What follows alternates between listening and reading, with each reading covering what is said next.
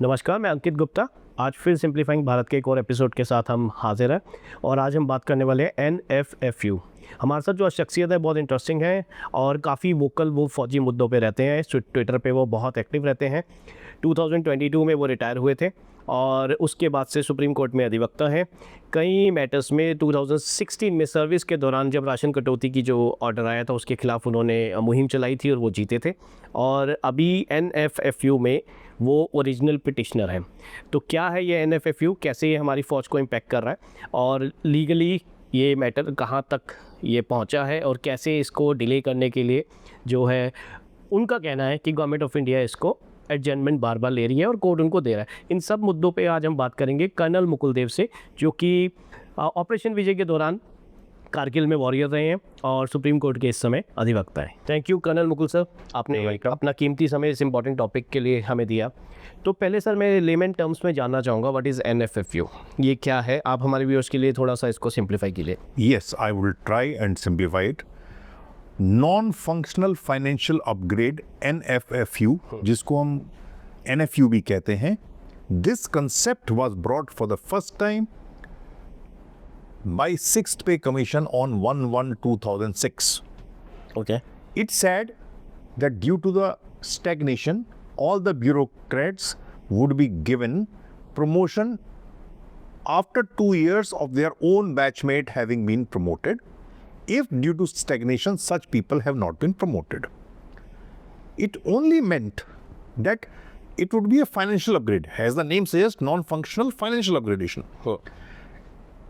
A person who has not been promoted, for example, from joint secretary to additional secretary, he will remain a joint secretary only, but he would be given pay scale of additional secretary after 2 years of his own batchmate who was earlier joint secretary and has been promoted as additional secretary. उसको जब additional secretary का grade मिल जाता है, उसके 2 साल के बाद में उसके बाकी सारे बैचमेट्स को भी मिल जाएगा। ये कंसेप्ट था जो 6वें वेतन आयोग ने 1/1/2006 से लागू किया। इनिशियली ये सिर्फ आईएएस ऑफिसर्स को दिया गया। 2008 में आईपीएस ऑफिसर्स ने भी इसकी डिमांड की और उनको ग्रांट कर दिया गया। उसके बाद में जितनी भी ग्रुप ए सर्विसेज हैं सबको दे दिया गया। ओके।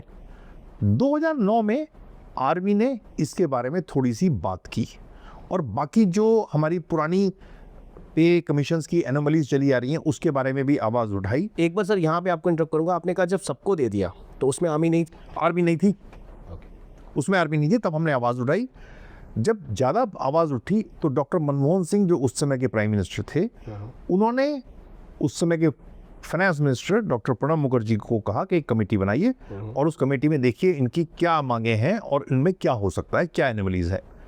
2011 में उस कमेटी ने रिपोर्ट दी और ये एनएफयू के बारे में ये कहा कि since it's a special kind of a subject it should be sent to a expert body and since now 7th pay commission is going to come, NFU का मैटर उनको रेफर कर दिया जाए कि whether it is to be given to arm forces और not. Sir अब इसको lemon terms में हम समझें, जैसे आपने प्रमोशन वाली बात बताई, जैसे अब डीसीपी है, अब क्योंकि आईपीएस को ये अप्लाई होता है तो मैंने एक चीज़ नोट करी है, मतलब if I am giving a right example और नॉट, कि जैसे हमने देखा कि इंसानिया और एक स्टार डीसीपी का यूजुअली रैंक होता है, but we have seen on many occasion कि एक इंसानिया और 2 स्टार वाला भी डीसीपी की पोस्ट पे बैठा हुआ है एंड एक इंसानिया 3 स्टार वाला भी कई बार। तो यही एनएफयू है कि मतलब उनको प्रमोशन मिल रही है, उनको पे स्केल मिल रहा है और रोल वो उसी पे है, ऐसा भी है? इसको हम इससे रिलेट कर सकते हैं? आप उससे रिलेट कर सकते हैं, लेकिन मैं फिर भी ये बताना चाहूँगा कि एनएफयू और कुछ नहीं है। ये है कि अगर मेरा बैचमेट, अगर मैं एक आईपीएस ऑफिसर हूँ, मेरा बैचमेट प्रमोट हो गया और मैं प्रमोट नहीं हो पाया हूँ बिकॉज वैकेंसीज कम है, तो मेरे को भी 2 साल के बाद में वही फाइनेंशियल अपग्रेडेशन दे दिया जाएगा जो मेरे बैचमेट को दिया गया है। और मैं आपको क्लियर समझाने के लिए समझाता हूँ। कभी कभी आपने देखा होगा कि किसी स्टेट में आप एकदम से देखते हो 6 डीजीपी पुलिस हैं। अब 6 डीजीपी पुलिस तो हो नहीं सकते। करेक्ट। वो 6 डीजीपी पुलिस इसलिए हैं कि वो सारे बैचमेट्स हैं। वहाँ पे जो स्ट्रक्चर है, रैंक स्ट्रक्चर, वो सिलेंड्रिकल है, like a bottle. Army has got a steep pyramidical structure like this. Correct. Now हमारे यहाँ जनरल एक ही है, बाकी उसके नीचे चलते जाते हैं। करेक्ट। तो हमारे यहाँ तो हमेशा आपको एक ही जनरल मिलेगा। लेकिन यहाँ पे क्या है, यहाँ पे किसी मिसाल आप देखेंगे 6 डीजीपी हैं, कभी एक ही होगा, कभी 3 होंगे। DGP law and order, DGJ, DGP housing बना देते हैं, डीजीपी क्वार्टरिंग बना देते हैं लोग। सर इसमें आपको क्या रीज़न लगता है कि why government has deprived arm forces from देखिए, getting an FFU? government is mainly guided by these bureaucrats. We know the qualifications of most of our leaders, that is political leaders. They are totally guided by these bureaucrats, and these bureaucrats somehow do not want the armed forces to be equated with them.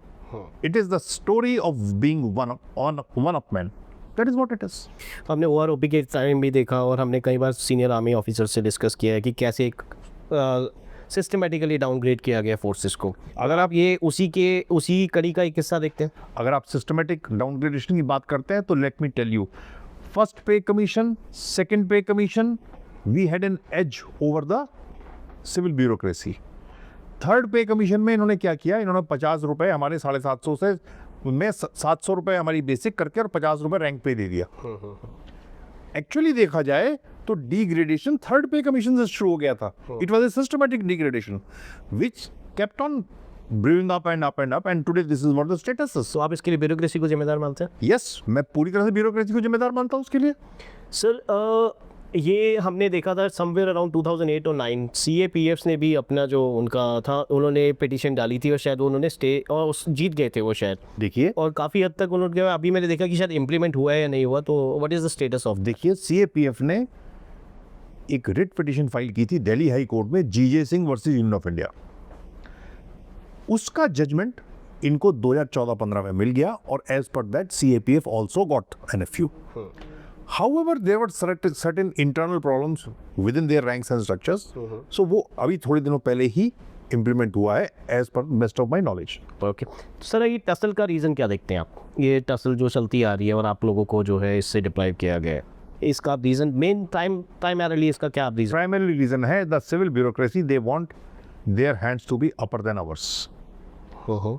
It is causing lot many functional problems.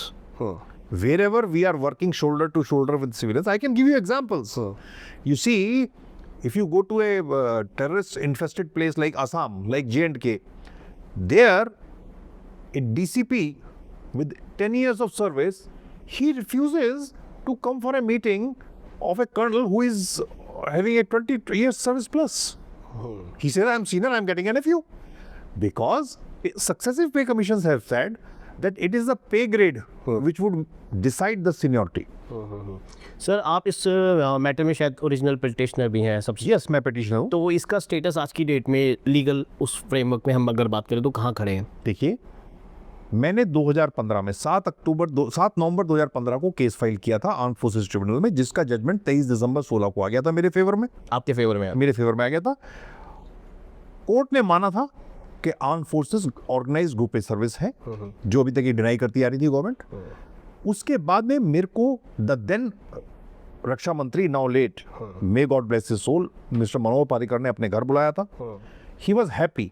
I went to his camp office in the afternoon and he said that it is a good judgement and I will ensure that it is implemented. However, the God proposed something else for him. He suffered with cancer. He went back, and subsequently, our own General Bipin Rawat, I shouldn't be taking his name otherwise, he is the one who opposed grant of NFU to the armed forces. He opposed. He went to the then Raksha Mantri and said it should not be given. He had his own reasons for that. And what could be the possible reason? He said that we cannot be equated with a lieutenant colonel. If he also comes and sits in the business class along with me, I would not be happy. In fact, he was asked a question that you are ready to have a MES officer sitting next to you in the business class in the aircraft, but you are not ready to have a lieutenant colonel, a rank which you yourself were holding once upon a time. He had no answer. But he never wanted NFU. He openly said that I will ensure that NFU is not given. Mukul sir, इस चीज़ का आप क्या देखिए, this is something which is in house thing for you. आप इस चीज़ का क्या reason देखते हैं? हमने OROP पे भी देखा था, हमने NFFU पे भी देखा था, और भी आप बहुत मुद्दों को लेके वोकल रहते हैं। आप ही की इंस्टीट्यूशन के सीनियर ऑफिसर्स क्यों यूजुअली इन चीज़ों को अपोज करते? ब्यूरोक्रेसी तो वे करेगी ही ना।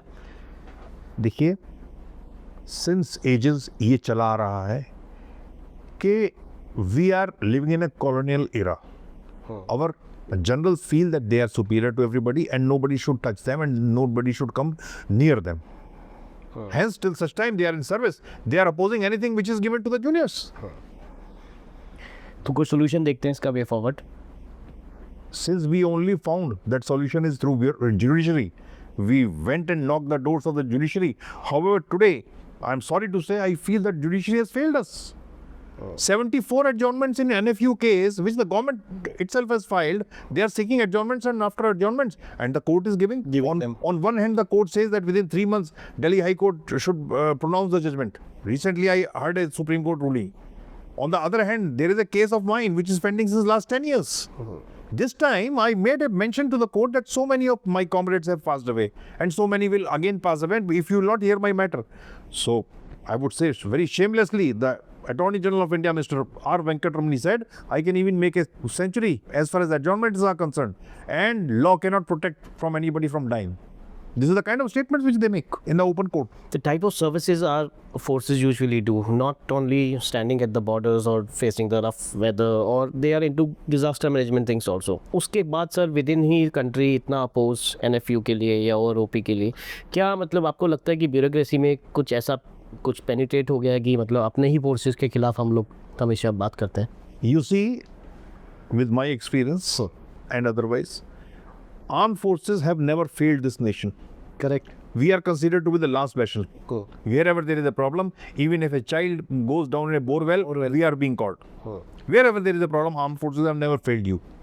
However, when it comes to giving their due, the bureaucracy always puts spokes somewhere or else. आपको लगता है sir with in institution tri services में अब टाइम आ गया कि आपके सीनियर ऑफिसर्स जो आपके पहले 2-3 नाम मैं लेता हूँ, जैसे admiral Ronnie Pereira, general Padmanabhan, strong voices, में Sam Manekshaw, somehow we are not getting that type of leaders? I would say those people were strong voices. That's why they did not go further. And our first CDS, we had a lot of hopes from him that he will bring a lot of reforms. He brought us further down. May God bless his soul today, wherever he is. तो sir आपका जैसे आप retired फौजी भी हैं और आप supreme court के अधिवक्ता भी हैं, तो आपकी बात होती रहती होगी आपके बैचमेट से, से क्या इम्पैक्ट उनके ऊपर पड़ता है इस सारी प्रोसीडिंग्स को जब वो देखते हैं? देखिए, गवर्नमेंट पब्लिसाइज कर रही है कि हमने आर्म फोर्सेस के लिए बहुत कुछ किया है, आर्म फोर्सेस का मोरल बहुत अप है. But I must say with conviction, last 10 years the moral of the arm forces is at its lowest एब. Nobody is happy. You see the situation wherein mass exodus is taking place. A lot of people are just waiting for their pensionable service to be over and they are leaving. Why? Why such kind of a thing is happening? Because we are not happy. You can publicize, keep publicizing of Sindoor and whatnot. But you tell me on ground, what are you doing for the armed forces? Nothing. So one last question, sir. What difference do you see if NFU will not be granted to the forge? What difference you? More people will leave the services. There are already people who says, I'm telling you, a lot of youngsters, they keep on interacting with me. They say, why should we join armed forces? CAPF have got NFU, CAPF will get everything. Why should we come to armed forces? We have got lesser number of years for service. Like a colonel generally retires at the age of 54. There is no rank structure. They retire till 60 years of age. They will get those many more increments of pay. Every year you get an increment. They will get more pension than us. They will have a stable life.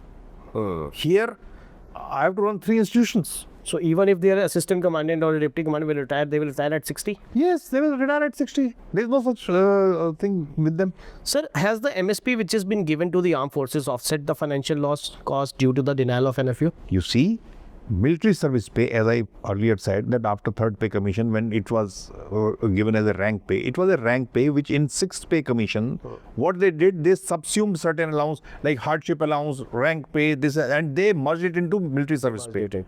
So military service pay has got nothing to do with it. It is a part of basic pay.